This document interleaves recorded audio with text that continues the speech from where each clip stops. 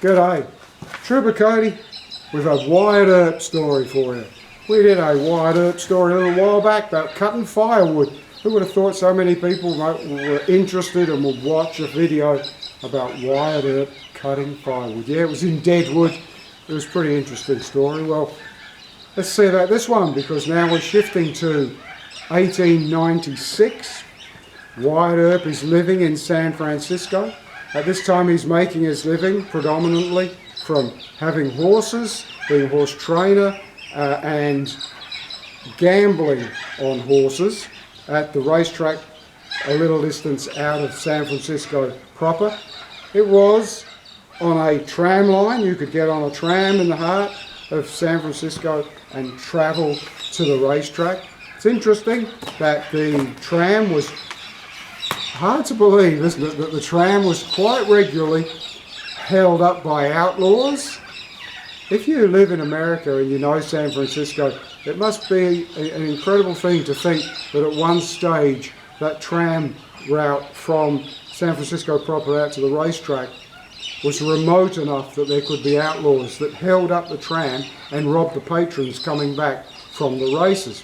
Because of that, Wyatt Earp always carried his blunt line with him, his long-barreled Colt. He carried that with him concealed, because San Francisco was pretty strict in those days about carrying guns. He didn't have a license to do that. But while he was doing this, in 1896, there was a boxing match planned for San Francisco. This was going to be one of the world's most prestigious boxing matches, and it was going to have the biggest prize for winning that fight that had ever been offered anywhere in the world for a sporting competition. It was going to be 10,000 US dollars straight out to the winner of that boxing match. Now, the two boxers were Bob Fitzsimmons and Tom Sharkey.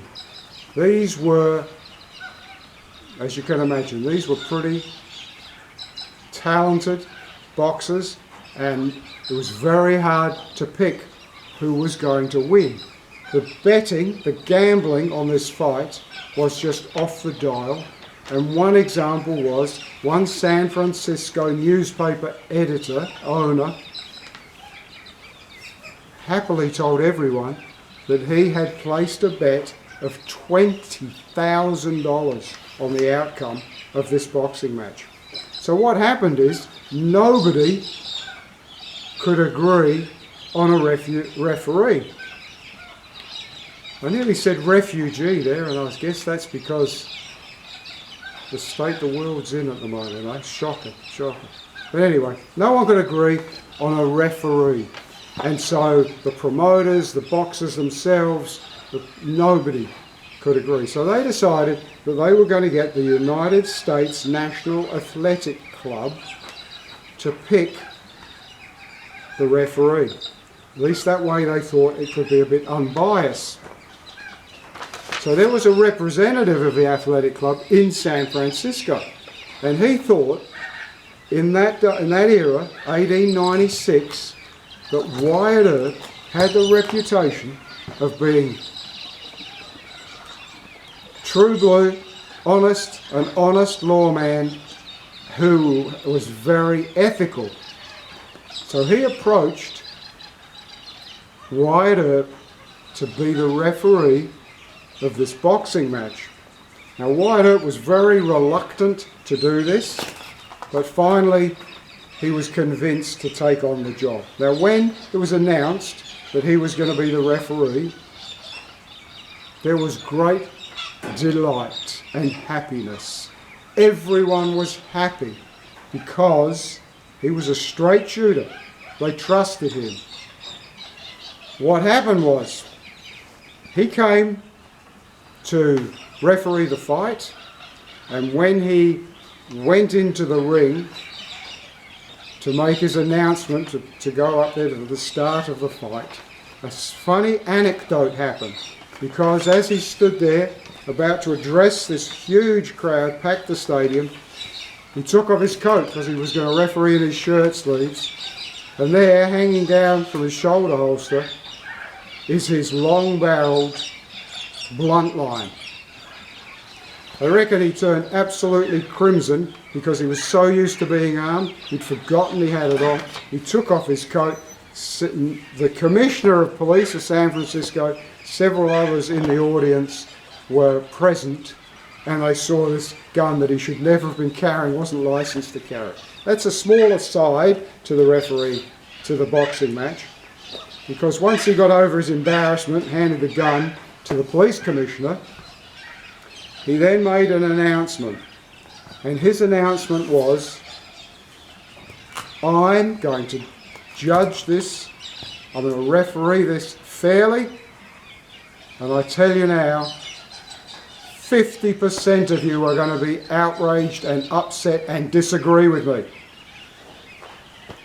You know, I was a copper for a long time, and I used to give a lecture to all new recruits, and the lecture was on ethics. And one of the things I used to say to the police officers in my introduction, new recruits, is the trouble with policing is in life, what you want to have in any situation is a win-win situation. You go somewhere, you're involved in something, and everybody leaves happy. If you can't have that, then if you can go somewhere and have a 50% win, 50% lose, then, well, you can't ask much more than that, can you?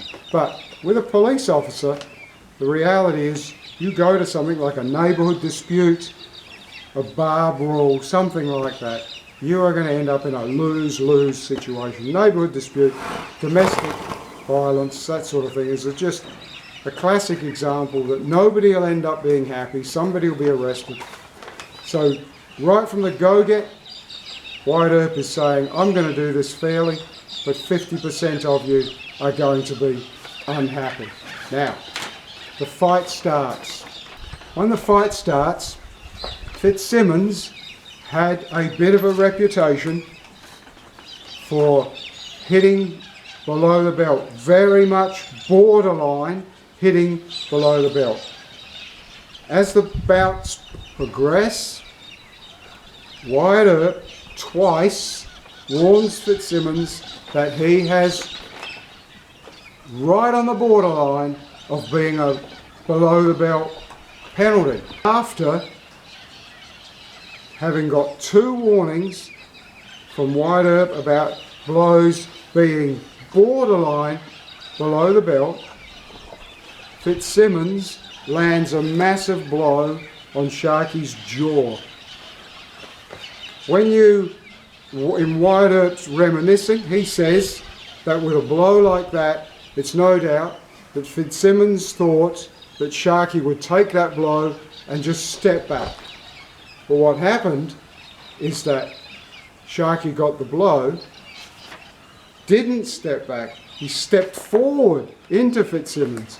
Fitzsimmons, of course, this is all happening so fast, Fitzsimmons was expecting him to step back, he was going to land a blow into the bread basket of Sharky, but Sharky came forward and the blow was ruled below the belt, fully below the belt, and Wyatt Earp immediately disqualified Fitzsimmons. Sharky had collapsed, probably unconscious. He was certainly down on the ground, not moving, and yet Wyatt Earp ruled him the winner of the $10,000 prize. Huge uproar out of the crowd. There were 20,000 spectators for this match. Huge outroar, outcry. Worst of all, the San Francisco newspaper owner had bet $20,000 on Fitzsimmons. He immediately starts a slander campaign against Wyatt Earp, saying the fight was rigged, saying that Wyatt Earp had huge bets on Sharky, which he didn't. Published in the newspaper, that Wyatt Earp had telegraphed a number of friends around the country, telling them, bet on Sharky, I'm going to rig the fight. All of that proved to be completely untrue. The newspaper editor, the media guy who printed all this in the paper, can you believe that the media would print something that wasn't true? Can you believe that the owner of a newspaper would make up stuff like this? Shocking. So, what happened is, there's this enormous outcry, how this is going to be sorted out, and they call in 3 independent medical examiners to examine Sharky, and the reports of those 3 guys all say Sharky's groin area was blue from bruising, where he had received a massive blow into the groin. What you could say ends up here, Wyatt Earp did the right thing. Wyatt Earp was honest. Wyatt Earp was 100% accurate. Later on, 3 doctors confirmed it was a disqualification blow and Sharky was badly hurt in his groin. Too late. The whole world has heard the story that Wyatt Earp was bent, corrupt and rigged the fight, told it's all too late. It's all been in the paper and it's already where there's dirt or fire or mud or throw mud and it sticks. You know what I'm getting at. So there you go. There will be stories forever about Wyatt Earp being as honest the day is long and being corrupt and bent. That's the true story of the Fitzsimmons-Sharkey 1896 boxing match in San Francisco, where yet again Wyatt Earp, honest as the day's long. What a legend. If you want to see more of Trooper Cody and outrageous bizarre stories,